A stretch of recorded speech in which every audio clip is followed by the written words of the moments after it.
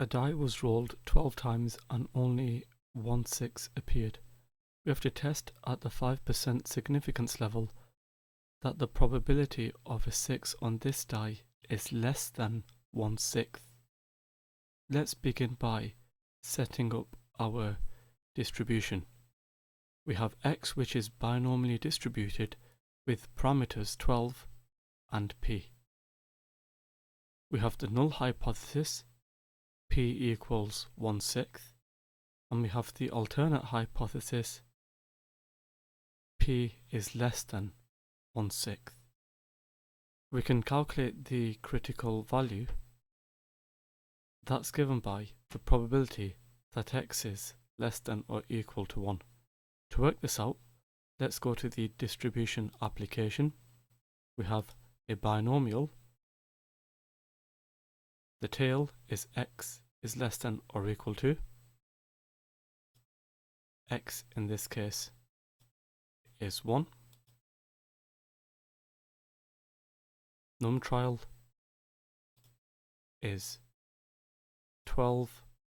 P is 1/6.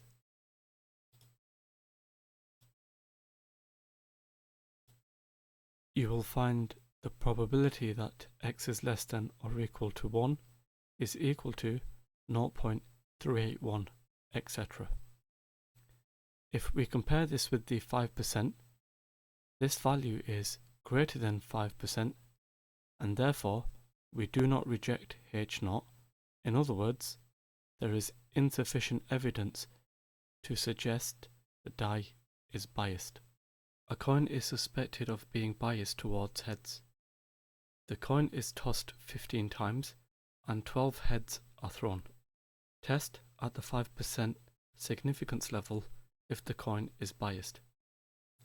Let's begin by setting up our distribution. We have x, which is binomially distributed with parameters 15 and p.